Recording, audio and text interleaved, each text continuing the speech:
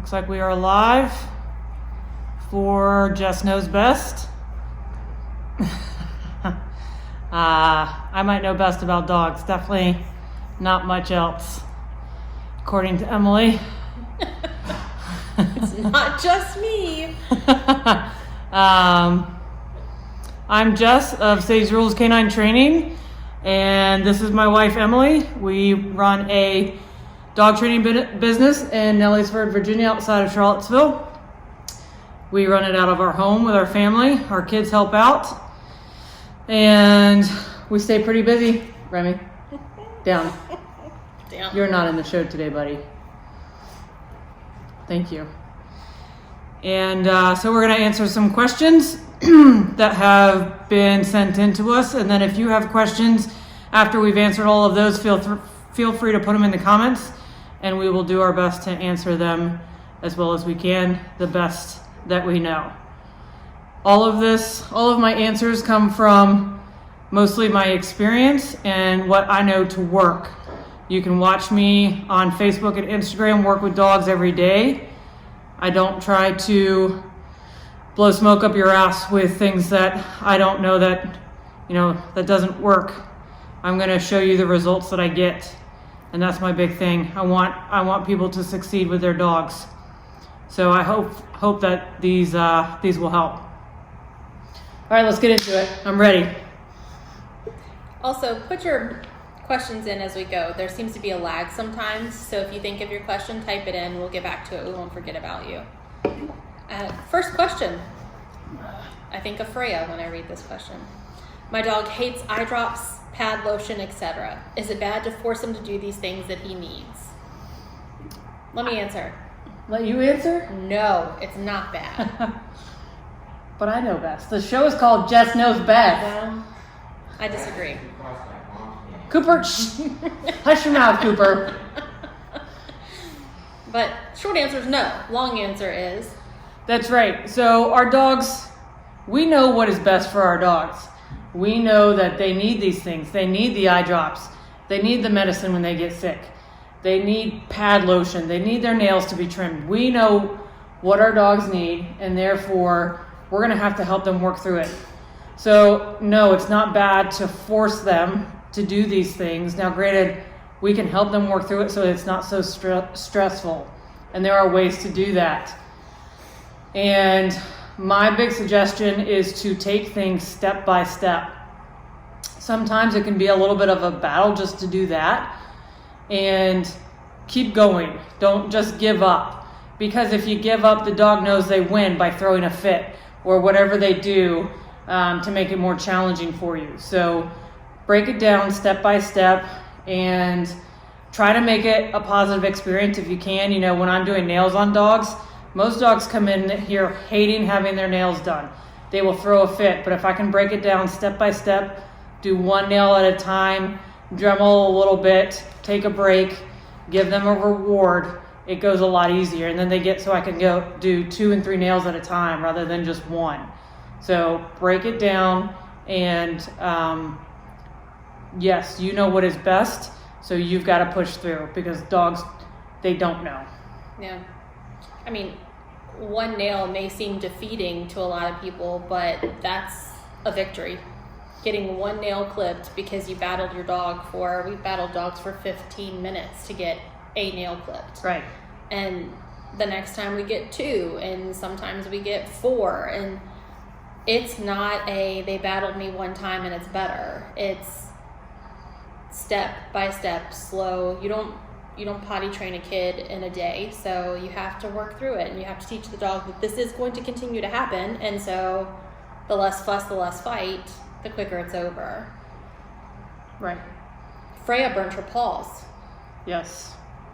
Around our pool. It was too hot because she didn't want to get in the water. She now lives in the water, but putting the puppy lotion on her pads was a nightmare. And then by the end of it, she just laid there and let us do it. So, right. It takes a bit, but it's worth it. Okay, number 2. How to get a dog to wait at thresholds for permission to proceed through. All right, so I think I've got a couple of videos on YouTube about this. Nikki, correct me if I'm wrong in the comments. Nikki, I hope you're watching. Otherwise, I'm just talking to myself. I've got videos on my YouTube about this. But the big thing is showing them what you want. So we'll start by asking the dog to sit and wait at the threshold and waiting for our release to go through. And then we progress to not giving them that command and correcting them for going through the door. So correcting them meaning we'll use the e-collar or we'll use a prong collar and give them a pop. All of our training is about permission. And so the dogs are typically waiting for us to tell them what to do. So that's the big kicker. They're not just gonna go running through doors if they don't have permission. And so I don't just teach thresholds by teaching it a one-off thing. You certainly can, but it's a lot easier if you teach your dogs to look to you for guidance and to look for you for permission to do things. So all of our commands are inherent stays, meaning once we put you in a sit, you shouldn't be leaving that sit until we tell you to do something else. And once we put you in place, you don't leave place until we tell you to do something else.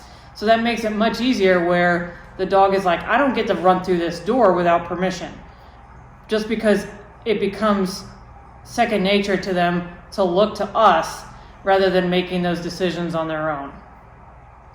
So there is part of, yes, we will show them exactly at the threshold what to do, where we'll have them sit first and then walk them through the door and then progress to there's no sit and we just walk through and we'll give them a pop if they progress without permission. But it's also it's a big program where it's part of our training of the dogs don't get to do stuff without permission. So if you start teaching your dog that you get less choice about things and you need to look to me for guidance, then it'll be a lot easier.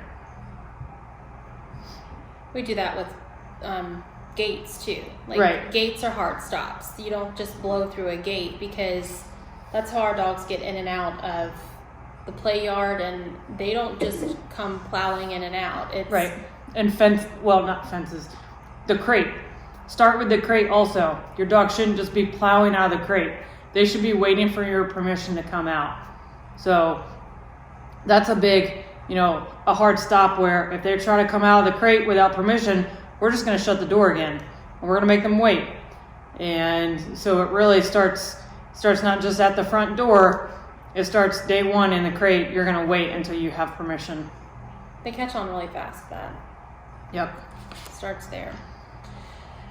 All right. Hi, Jess. My name is Barbara. I recently got a Weimaraner puppy from Liz. He's 11 weeks old. He's the best. I was wondering at what age you recommend using a prong collar and an e-collar.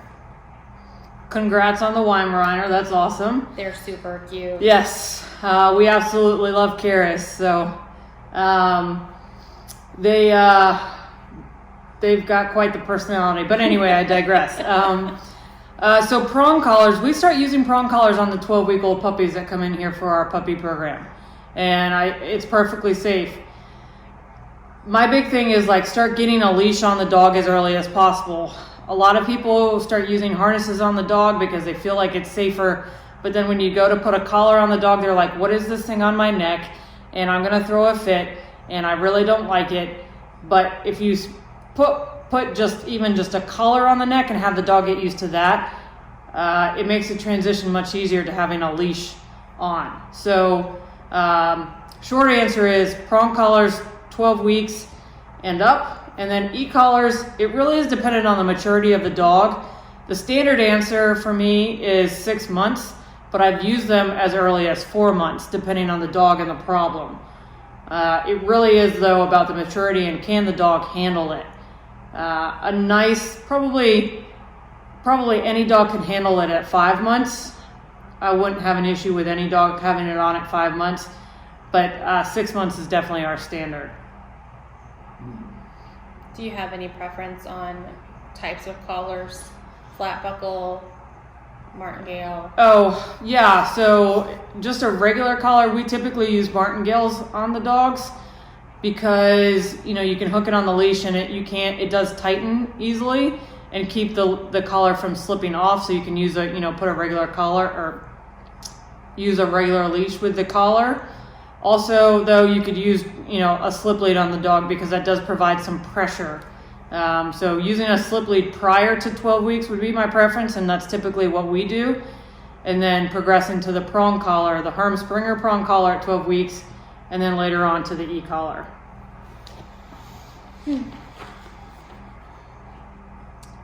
Can my dog chew on a bone or have toys while in place? This is a really common question. Short answer? The short answer is sometimes. That's not an answer. That's like your parent telling you maybe. It is a maybe. No. It's a maybe. So puppies, if I've got a 12-week-old puppy that's in place and they want to chew on a bone, I say go for it. It's going to keep the dog in place. It's going to keep them entertained. Absolutely. Now, if this is a 1-year-old dog that I am trying to teach them to be calm and do absolutely nothing in place, but, meditate and go to sleep, then probably not. Most of the time, we want the dogs in place doing nothing and learning how to totally chill out. The bone is going to take away from that. The bone is going to give them entertainment and not let them turn off their brain, not teach them those skills of being calm. Place is really how we teach dogs the skill of being calm.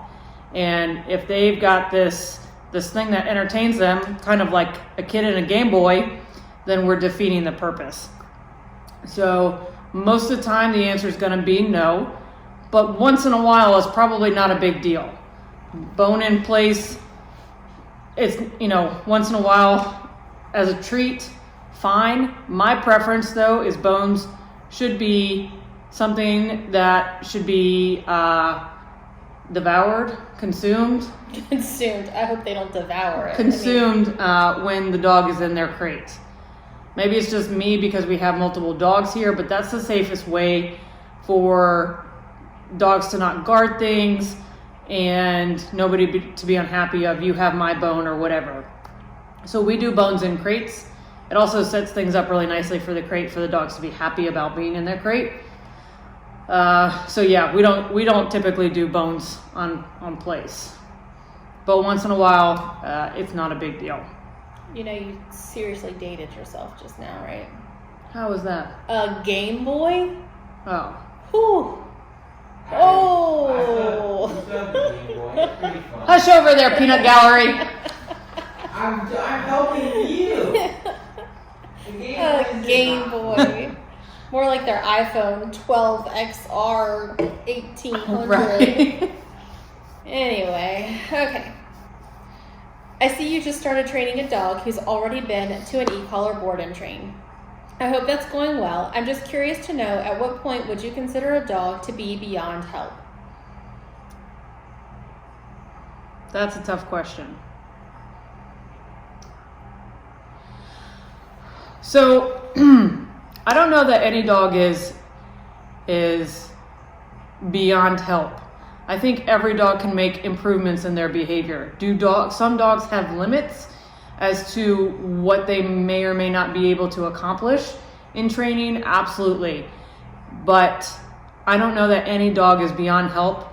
And should I get a dog in here that I get in here and I'm like, this is too much for me, I would probably recommend another trainer. But there are very few dogs that I think cannot improve with balance training. And I don't know that I've met one yet. No, but I think it also has a lot to do with the owner's expectations of that dog. Right. I mean, some dogs are just more, for lack of a better word, difficult than others. They have boundaries, and they're not going to be that cuddly, sit on the couch, be the sweet dog. Right. I mean, I go back to Pepper. Our girl Pepper would be a complete punk if we let her do that stuff. She has to be so structured to keep herself from just taking over. She wants to be the head of the household. Yeah. Well, and Sadie's a really good example. Sadie will never be a dog that people from the street can walk up to and pet. That is her limitation. That is not something that is going to change with any amount of training. Yeah. Now, can she walk around people and not bite them? Absolutely. Did she used to try to bite them when I first had her? Absolutely. But she's now at the point where she can be around people and not be like that. And balance training did that for her. And without me coming to the realization that she had limitations, we would have been setting ourselves up for failure. We were setting her up for failure. With that, yeah. And something bad would have happened. So I think there has to be an understanding of expectations. You're right, expectations on the owners, but also that there can always be progress made. It just may not look like what you're thinking. Yeah, definitely. And the one that's in now, she's coming right along. Yes, the dog that was trained previously is doing phenomenal and is going to be just fine. Yeah. Hi, I'm new here. I saw that you don't like dog parks. Can you explain why? The short answer is because I have gone to too many dog parks and stood outside and watched too many dog fights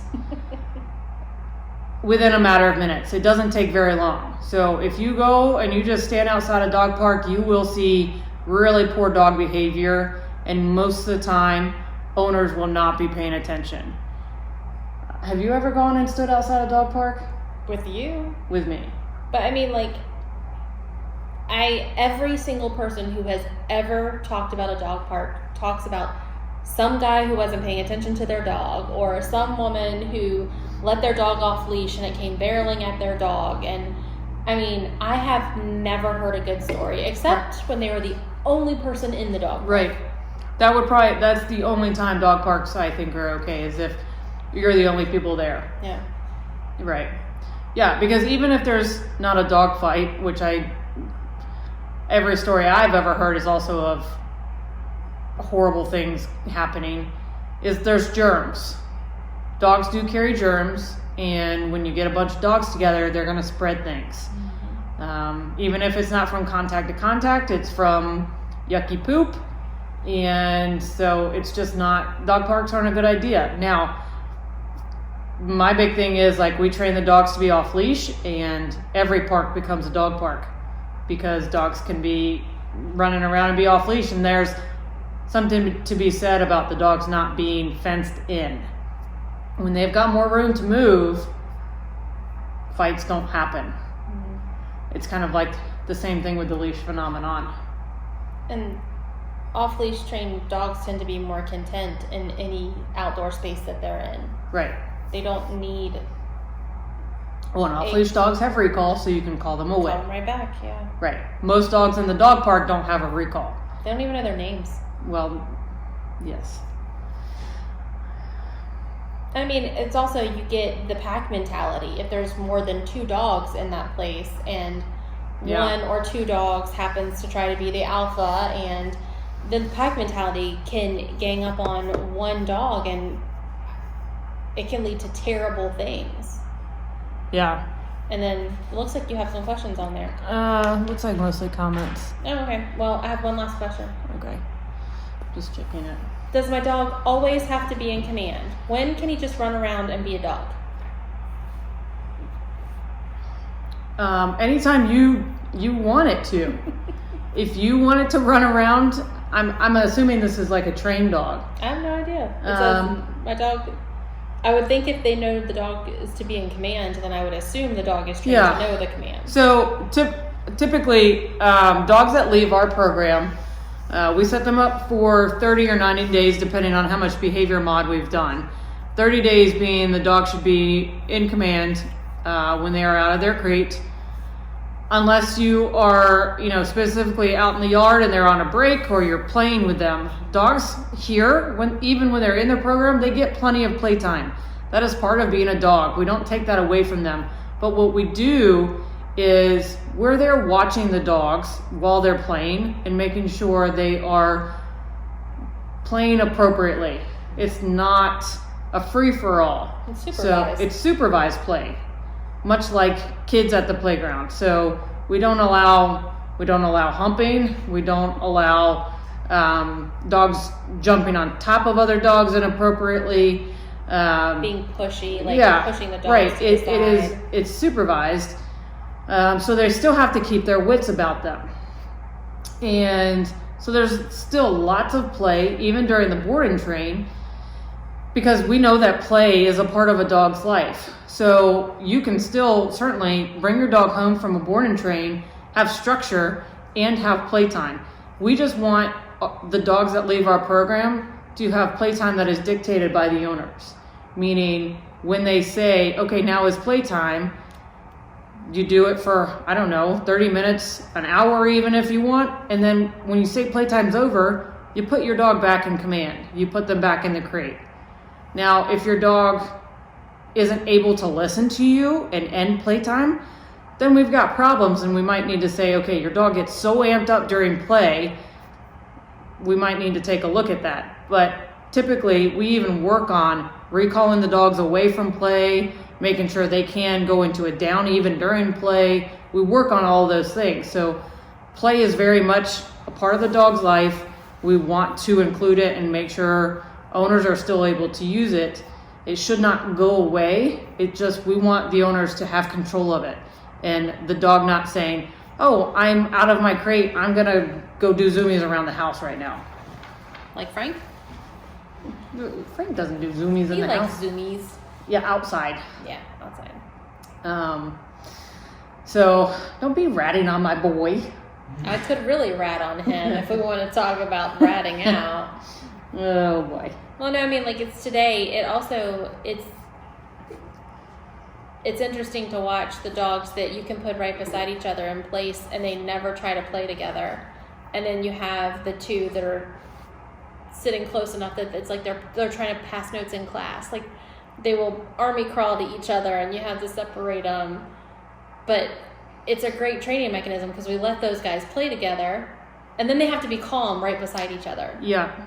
And that's great for housemate dogs. It's great for, dogs that spend a lot of time together that may not live together. But to be able to have that off switch of it's great not for playtime just all the proofing time. the command period. It doesn't matter if they're never going to be around each other again, because it makes it that much harder for them to be calm. Yeah.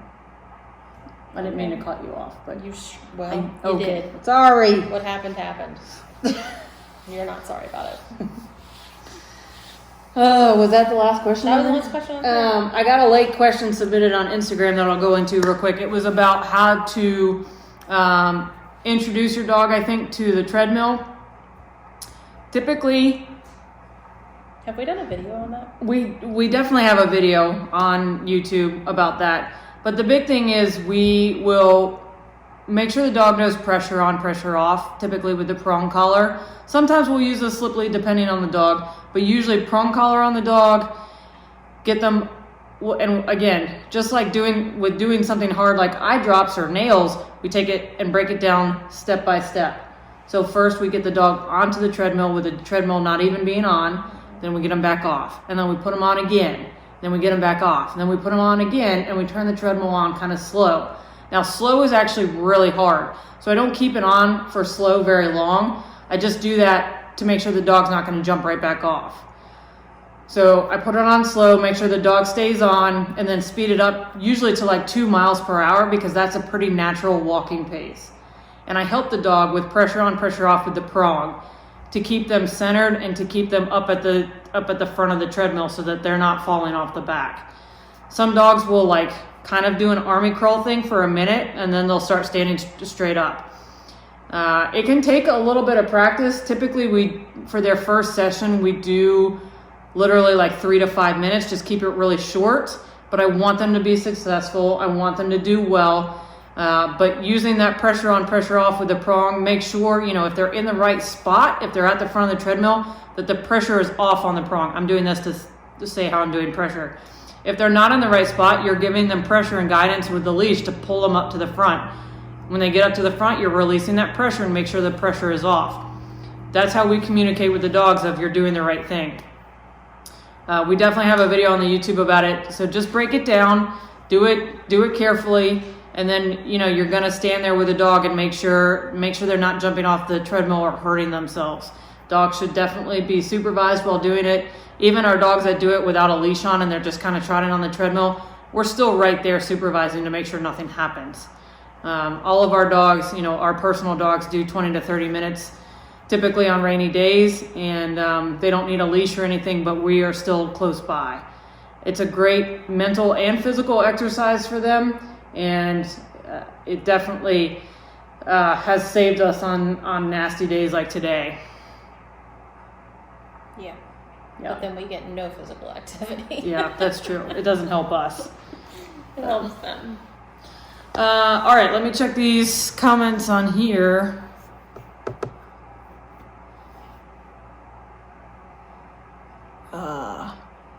Hillary says, up to my neck and What'd you just say? up to my neck in adolescent Bernie doodles. They all seem over-adrenalized all the time, using bonker, thresholds, and prong. Most are not e-collar clients. Any other strategies? So, Hillary, I'm going to ask, are these not e-collar candidates because of their age, or why? Because I would say an over-adrenalized Bernie doodle needs an e-collar. Yes, bonker is great. Yes, thresholds are great. The crate, all that stuff, doing duration, absolutely. But you are gonna have a limit to what you can do without the e-collar, in my opinion. So I'd be asking the question, why are we not using the e-collar on these dogs? Because I think that's where what needs to happen. I was trying to come out with a better way to say it, and it was just not coming. I don't know. I would say you need the e-collar, and I would make sure, if it's a client choice, then that's a conversation that needs to be had. Yep. And that's where the expectations for training, for the dog, for what they want their dog to be able to do from here on out, those expectations have to be reset. Yep. Yeah, because, there are lots of times the prong collar amps a dog up. I've gone away from using prong collars a lot, other than on specific dogs, in training. Now, I send dogs home on the prong collar because they're super easy for the clients to walk dogs on. You could try a slip lead and see if that doesn't help. That's a good de-escalation tool. But I would definitely be going with the e-collar. Let's see. My dog suffers from anxiety, shaking at the groomer and vet, and shaking and crying at the window when the kids go out to play. Any tips?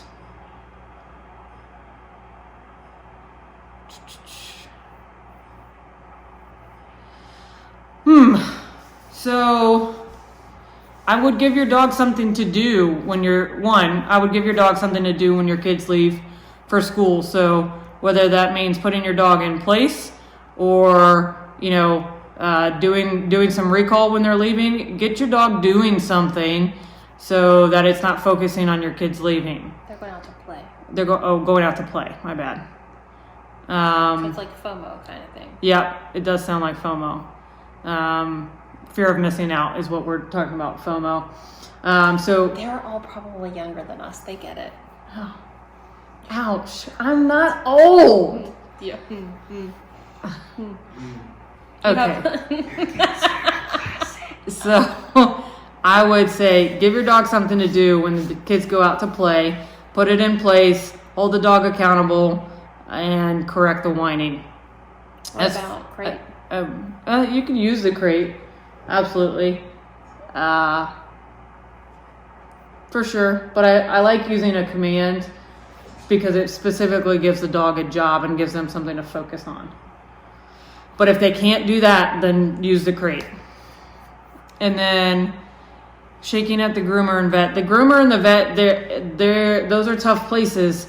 And so I would suggest taking some field trips to both places where nothing happens.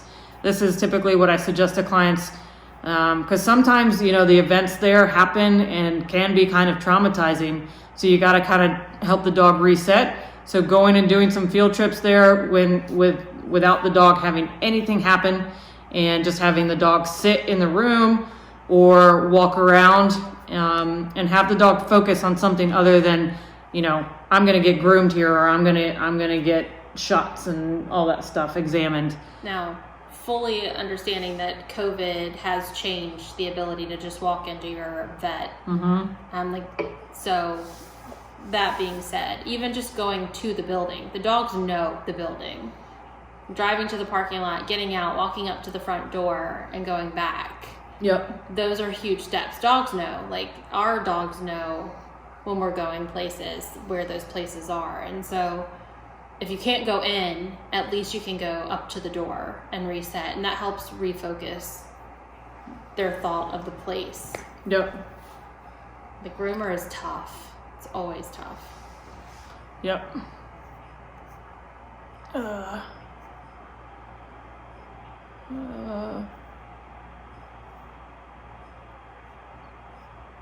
All right. I think we might have gotten everything. Double check it. I looked. Do you have your glasses on? Oh, I don't have glasses. I have perfect vision. My God. Perfect in almost every way. She is in a mood, y'all. It's been all day. I got all the comments. All right, y'all. Thanks for hanging out and doing our live with us. And hope you guys, if you're in Virginia, you're getting the snow, or wherever you are, you're safe and warm and have a full belly. Have a good night.